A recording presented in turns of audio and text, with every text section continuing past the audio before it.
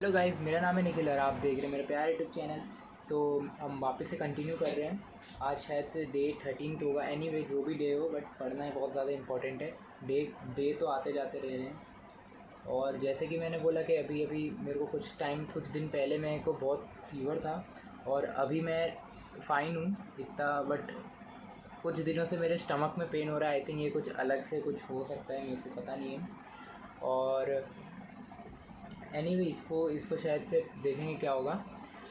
तो आज सुबह मैं स्कूल नहीं गया था बिकॉज स्टमक में पेन हो रहा था, वही सिंपल सा रीज़न है। लेकिन आज मेरी पढ़ाई ठीक ठाक हो गई है और अभी मैंने दिन को एंड नहीं किया बिकॉज जितना अभी हो सकता है उतना करते हैं। बिकॉज अभी मेरा बाकी है, अभी मेरे को है ना फिज़िक्स में है ना मेरे को 2 लेक्चर्स देखने हैं। मतलब अप्रॉक्सीमेटली 1 लेक्चर या 2 लेक्चर कह सकते हैं, 1.5 लेक्चर के आसपास, क्योंकि एक 2 घंटे का और एक घंटे का है। और और वैसे आज सबसे अच्छी न्यूज़ क्या है, आज हमारे सलीम सर का बर्थडे है, तो उनको हमारी तरफ से बेस्ट विशेस। और अभी तो मैं रिवाइज़ कर रहा था, हमारा मैग्नेटिज़्म के शॉर्ट नोट्स बना रहा था और देखते हैं ये कब तक कंप्लीट हो जाता है। उसके बाद मैं चालू करूँगा हमारा डीपीपी, जो कि लास्ट 2 डीपीपीज़ बाकी थे। क्योंकि डीपीपीज़ में क्या प्रॉब्लम हो रही है गाइस, कि जैसे जैसे अगर मेरे बीच में एक्चुअली क्या हुआ, मैं बहुत सही एकदम सही चल रहा था अपना चैप्टर।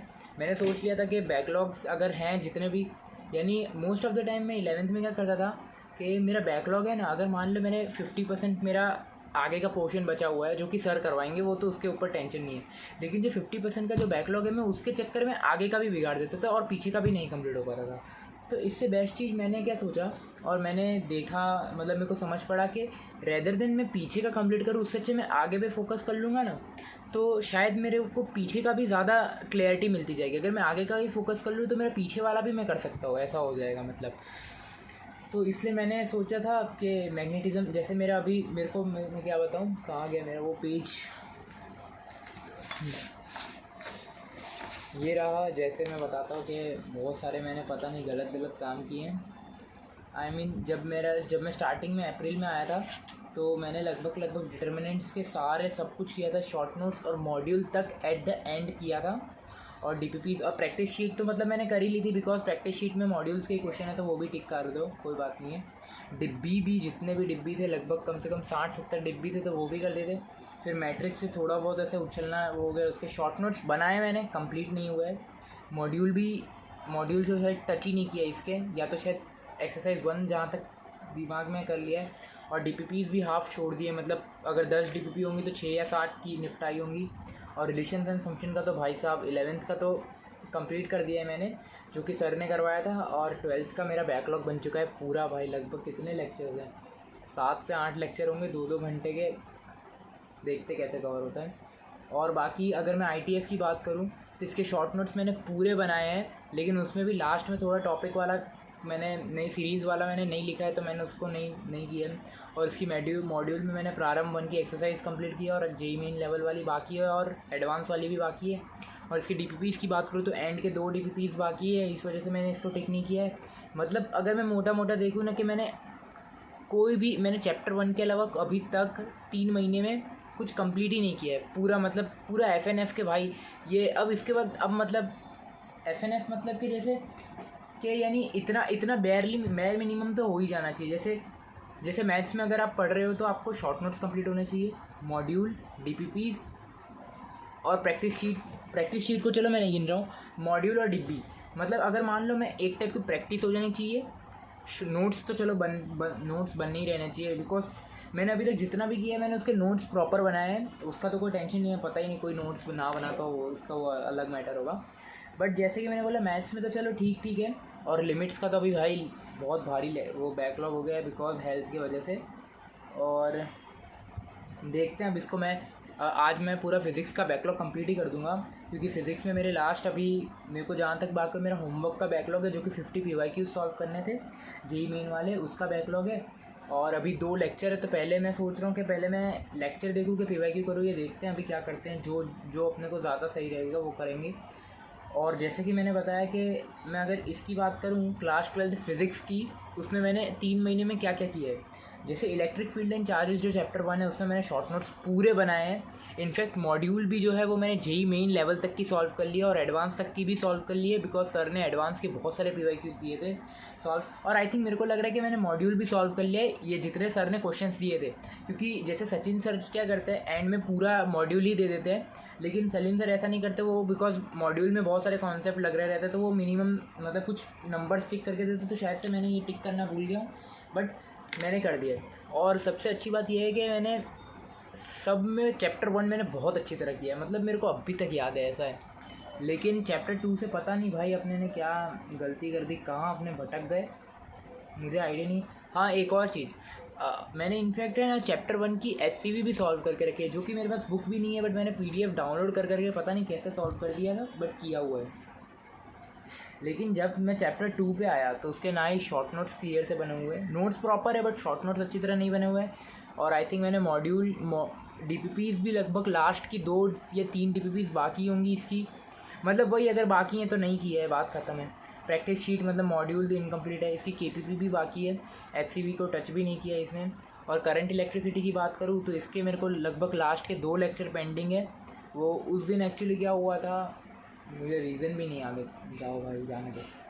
हाँ उस दिन, अरे हाँ, ये सबसे घटिया काम मैं क्या करता हूँ, जिस दिन मेरे को अभी भी याद है जब मेरे आए थे जब मेरे है ना जेई मेन वाले टेस्ट में है ना लगभग 130 के अराउंड आए थे मार्क्स, 124 हाँ। और उसमें रैंक भी अच्छी खासी आई थी, 7000 के करीब रैंक आई थी, 40,000 से अच्छी थी। तो उस दिन पे मैंने क्या किया था, मैंने 2 लेक्चर छोड़ दिए क्योंकि ये सिलेबस में ही नहीं आ रहा था। तो और मैंने सोचा कि सिलेबस में नहीं आ रहा है तो क्यों पढ़ना, मतलब अपने मैंने सोचा प्रैक्टिस कहीं और लगा लेते। तो इस चक्कर में मैंने 2 लेक्चर छोड़ दिए और छूटे ही रहने दिए। और फिर उसके बाद कैपेसिटर मेरा पूरा कंप्लीट है।